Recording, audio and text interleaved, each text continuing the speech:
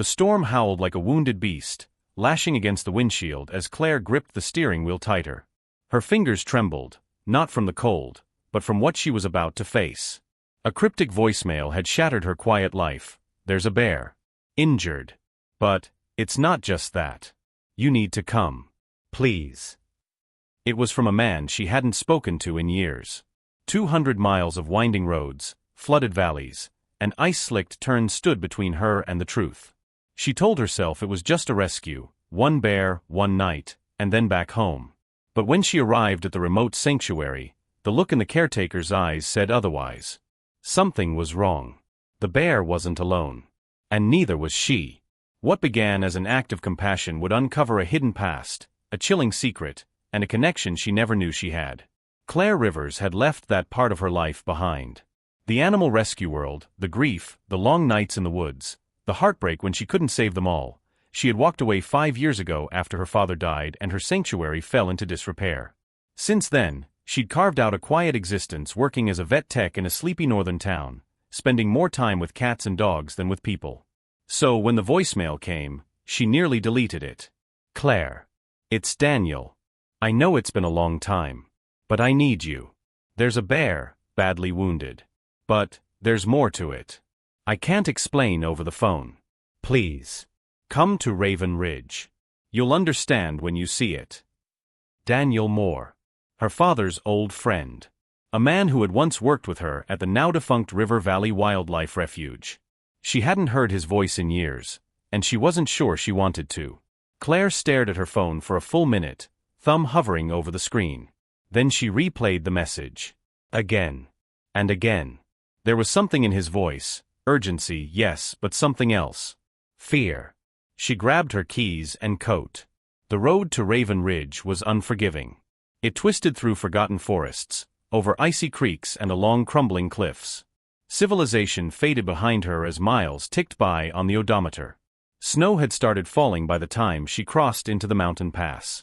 With no cell signal and only the occasional wolf print in the slush to keep her company, Claire began to wonder if she was making a mistake. But then she remembered the bears. She remembered them as cubs, orphaned by poachers or fires or accidents. She remembered bottle-feeding them through the night, watching their tiny chests rise and fall. She remembered the older ones too, the grizzled males with torn ears and the shy mothers who looked at her with quiet trust. And she remembered the last one she tried to save, Briar. The memory struck like a punch. She hadn't thought of Briar in years. Raven Ridge appeared like a ghost from the trees. A small cabin at the base of a steep slope, framed by pines and wrapped in silence. The lights were on, casting a golden glow into the dusk. Smoke curled from the chimney. Everything looked still, too still. Claire parked her truck and stepped out. The cold bit hard, but she barely noticed. She approached the door and knocked twice. Nothing. She knocked again. Then the door creaked open. Daniel stood in the doorway. He looked older, thinner, with deep lines carved into his face and a tiredness in his eyes she didn't recognize. He didn't smile. "You came," he said. "You didn't give me much choice," Claire replied, brushing snow from her shoulders. "Where's the bear?" Daniel opened the door wider, gesturing her inside. "Before I show you, you need to know something. This isn't a normal rescue. This one's different." Claire frowned. "Different how?" Daniel hesitated. "You need to see it." The inside of the cabin was warm but dim. A wood stove glowed in the corner, and the place smelled of pine, old paper, and something faintly metallic, blood. Daniel led her to a room in the back. Claire's instincts sharpened as they stepped through the doorway. And there it was. The bear lay curled in a bed of hay and blankets, clearly injured. One leg was wrapped in a crude splint, and dried blood matted the fur around its shoulder. But it wasn't the injuries that made Claire gasp, it was the bear's eyes. Deep amber. Wide. Intelligent. Familiar. Claire stepped closer. Her breath caught in her throat. "Daniel," she whispered. "Is this?" He nodded slowly. "It's Briar." She dropped to her knees beside him, reaching out instinctively. Briar's body trembled, but he didn't move away. Instead, he lifted his massive head and pressed it, gently, impossibly, against her hand. Claire's heart fractured.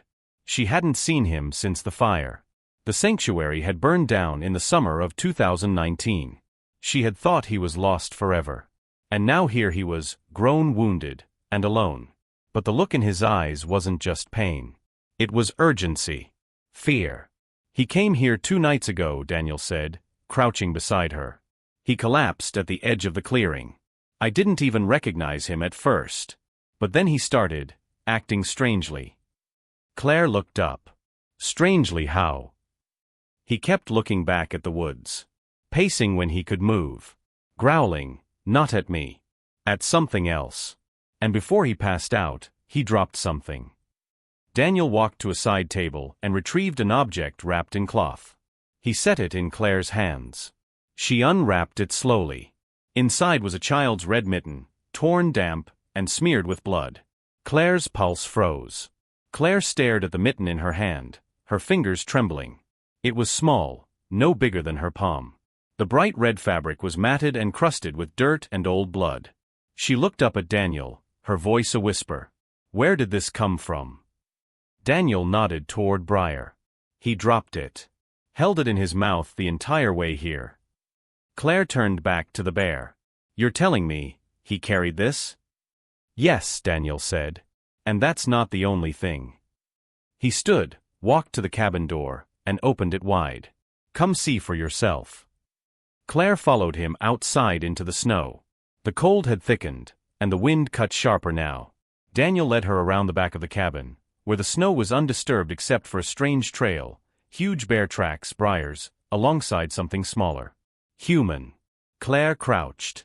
The prints were barely visible now, but unmistakable, the small indentations of a child's boot. They were fresh yesterday morning, Daniel said. A child came with him. But there's no sign of them now. Claire stood, her breath clouding the air. Then where did the child go? Daniel met her eyes. That's what I was hoping you could help figure out. Inside the cabin, Claire worked quickly. She cleaned Briar's wound with antiseptic from her bag, her hands moving automatically as memories returned. How she used to care for him as a cub, how he'd once curled into her lap like an oversized puppy, how he'd grumble with affection when she scratched behind his ear. Now though, he was quiet. Still. His breathing was shallow, his muscles twitching at unseen threats. She leaned in, whispering, "What happened to you, boy?" He opened one eye, and for a brief moment, Claire felt something unspoken pass between them, like he was trying to tell her something. You think he's trying to lead us to the child? Claire asked. Daniel nodded. I think he came for help.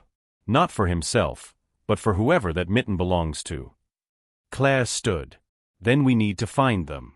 Tonight. Daniel hesitated. Claire, it's almost dark. And the storm.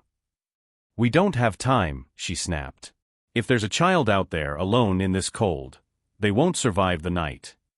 She grabbed her coat and flashlight. Briar led himself here. Maybe he can lead us back. They strapped on snowshoes and packed supplies. Daniel carried a rifle, not because he expected trouble from Briar, but because they were heading into wilderness where predators roamed. Claire brought the mitten. At first, Briar couldn't stand. His injury was too fresh, his strength depleted. But when Claire knelt beside him, showed him the mitten, and whispered, "Please, Briar, show me," something shifted. With a low grunt, the massive bear began to rise. He limped to the door, glanced back, then lumbered out into the snow. Claire and Daniel followed. They trekked for nearly an hour through the forest, the trees pressing in like silent witnesses. Briar moved slowly, but with purpose, stopping now and then to sniff the air, listening for sounds only he could hear. Claire's flashlight beam caught something on a nearby branch, shreds of red fabric. She reached up and plucked it down. The child was definitely here, she said. Daniel studied the trail. And recently. But Briar had stopped again. He sniffed, growled low, and then veered left, toward the ravine. Claire's breath caught. No, not the ravine. It was a steep drop, with jagged rocks and fast-moving water at the bottom. It had taken lives before, animal and human alike. They reached the edge, and Claire saw it. A small figure, nestled beneath a fallen tree, barely visible under a blanket of snow. "Oh my God," she breathed. "It's a child." They slid down the embankment as fast as they dared. Claire was the first to reach the child, a little girl no more than 7, wrapped in a threadbare coat and shivering violently. Her lips were blue. "Hey," Claire whispered, brushing snow from the girl's face. "Hey, sweetheart. I've got you." The girl stirred, eyes fluttering open. She stared at Claire, then at Briar, who had lowered himself beside her like a silent guardian. "You came back," the girl whispered to the bear. Claire's heart broke. "She knows him," she said to Daniel. The girl reached into her coat and pulled out something small, a photograph, crumpled and wet. Claire unfolded it. It was a picture of the girl, and Briar, as a cub, in the sanctuary, 5 years ago. And beside them, Claire herself. Claire stared at the photograph in stunned silence. It was faded and torn at the edges, but the image was clear. A younger version of herself knelt beside a fuzzy cub, Briar, unmistakably, and a tiny girl stood next to them, clapping her hands. The sun was shining, and the wooden fences of the old River Valley sanctuary were in the background. Claire remembered the day. The girl had come with a foster family. Visiting children were sometimes brought to the sanctuary as part of a healing program. Most of them came and went. Claire had only worked with a few directly. She looked at the child now, her cheeks pale, eyes sunken, frost clinging to her lashes. "What's your name, sweetheart?" she asked softly. The girl blinked, her lips trembling. "Ava," she whispered. "My name is Ava." Daniel knelt beside them, shocked. "How did she?" "I thought all the records from the sanctuary fire were lost." Claire held Ava tightly. "I don't know. But somehow, she found him again. Or maybe, he found her." They carried Ava up the slope wrapped in blankets. Briar followed slowly, favoring his injured leg. He was clearly exhausted, but he wouldn't let her out of his sight. Back at the cabin, Claire lit a fire and made soup while Daniel tended to Briar. Ava sat beside the bear, leaning into his thick fur as though it were the safest place on earth. It wasn't long before she spoke again, quiet, broken phrases that revealed a terrifying story. Ava had been in the foster system again. The couple who took her in moved into a remote part of the mountains, too remote. They were harsh, secretive, and cruel. They didn't let her go to school. They rarely fed her. She had tried to run once, and they locked her in the shed. But she remembered something warm and good. A place where she had once smiled. A bear cub she had hugged.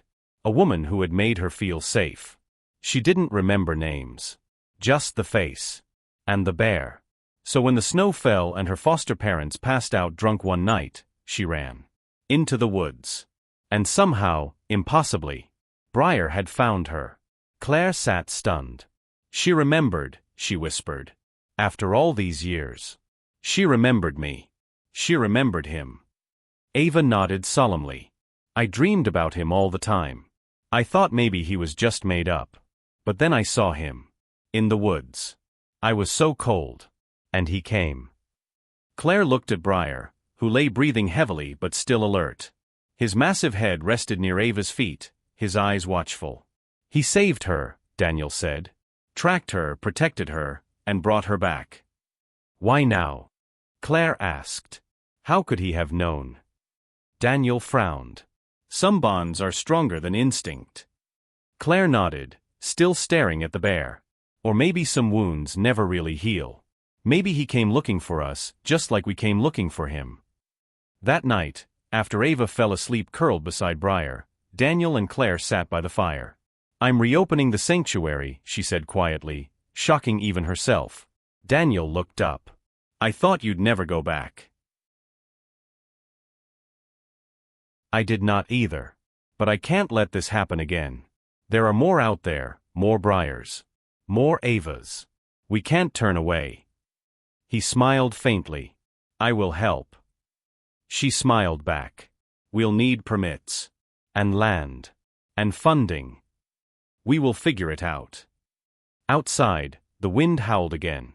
But this time, it did not feel so cold. The next morning dawned cold and silent. Thick frost glazed the windows, and a pale sun hovered behind the clouds. Claire awoke early, heart pounding with purpose. Ava was still asleep, cocooned in a nest of quilts beside Briar. The massive bear had barely moved through the night, except to inch closer to her each time she whimpered in her sleep. His wound had stopped bleeding, but infection remained a risk. Claire brewed tea and stared out the window toward the woods. Something about all of this still didn't make sense. A child wandering for miles in a blizzard and surviving? A bear tracking her down, guiding her to safety, carrying a child's mitten in his mouth like a plea for help? She didn't believe in miracles. But this was close. And then, movement in the trees. She stepped outside, Daniel behind her, both clutching coats tight around them. At first, it was hard to see. But then the shape appeared, two of them. Human. Daniel raised the rifle instinctively. Someone's coming. Claire narrowed her eyes. A man and a woman trudged through the snow, looking wind-burned and angry. The moment Claire saw the woman's face, something twisted in her stomach. The foster mother. Ava's. "Where is she?" the woman demanded, her voice raw. Daniel stepped forward. "This is private property." The man growled, "We are her legal guardians." She ran away. "She was freezing to death in the woods," Claire snapped. "You call that guardianship?" The woman's eyes narrowed. "We'll call the police. We're taking her home." Claire's fists clenched. "You won't get near her." But the couple pushed past her, only to stop dead as Briar emerged from the doorway. He limped forward slowly, his immense body casting a long shadow across the snow. His head was low. His eyes locked on theirs. The man reached for something in his coat. Briar growled. Daniel raised his rifle. "Don't." The woman's bravado drained fast. "It's just a bear." "No," Claire said coldly. "He's not just anything. He's a witness. And he's not letting you near her." The standoff stretched in the silence. Then Ava stepped into the doorway. Her small voice broke the tension. "I'm not going back." The woman's expression cracked. "Ava, honey, we were worried sick. You left me. You hit me. You locked me in a shed." Tears welled in Ava's eyes, but her voice held firm. "I want to stay with Claire. And Briar." The man took a step forward, until Briar snarled, teeth flashing. Claire stepped between them. "You come one step closer and I swear." A new sound interrupted her, a siren. In the distance, a sheriff's SUV crested the ridge and came to a halt. A tall deputy stepped out, hand resting near his holster. "What's going on here?" Claire sighed with relief. Thank God. After tense conversations, heated explanations, and statements from Ava, Briar's miraculous behavior, and Daniel's observations, the truth began to unravel. The foster parents were already on thin ice with social services. The sheriff made a few calls.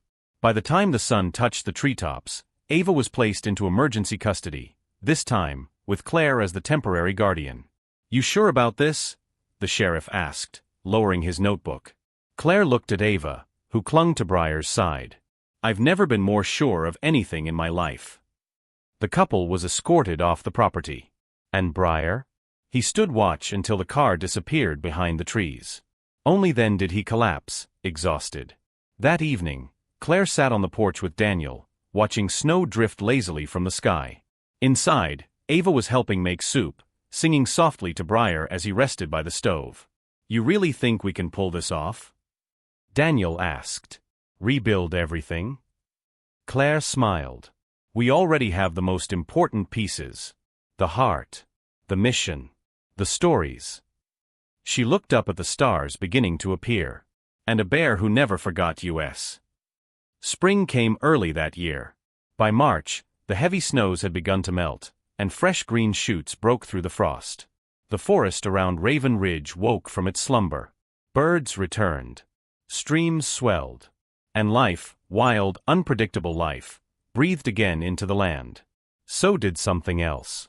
The new sanctuary. It started with a few phone calls. Then a visit to the old River Valley site, its ashes long since overtaken by weeds. Claire stood there with Ava and Daniel, remembering what had been lost, and what could still be saved. "We'll build it again," she said. "Better. Stronger. This time for them, and for us." Donations came in unexpectedly fast. Someone had posted about the story, how a bear had rescued a child, how a woman had driven 200 miles to answer a call, how old wounds and wild bonds had come together in the snow. The post went viral. Media caught on. People wanted to help. Land was secured. Permits granted. Volunteers signed up. Within weeks, the frame of a new structure rose from the dirt, this time insulated, fireproof, and made to last. Claire called it the Briar Haven Wildlife Sanctuary. It was more than a name. It was a vow. Briar recovered slowly. The infection passed. The limp remained, but his strength returned day by day. And though he was free to return to the wild, he didn't. Instead, he stayed. Roamed the edges of the property. Watched over the cages of newly rescued foxes and owls. Slept by the wall when Ava was inside the building. Some instinct had brought him back. Not just to warn, not just to protect, but to reconnect. With the only family he had left. Ava changed too. In the beginning, she flinched at loud sounds, woke in the night, and rarely spoke to strangers. But now she laughed more. She drew pictures of bears, dozens of them. She brushed Briar's fur gently every morning before school and whispered secrets into his ear as if he were the world's last sacred guardian. She even helped name the new cub that arrived late one April, a black bear, barely 2 months old, found beside a fallen tree in the far woods. "I'll call her Maple," Ava said, her hands gentle. "So she always remembers where she came from." One evening, long after the volunteers had gone home and Ava was curled up with Maple beside the fire, Claire stood at the edge of the sanctuary, watching the moon rise. Daniel came to stand beside her.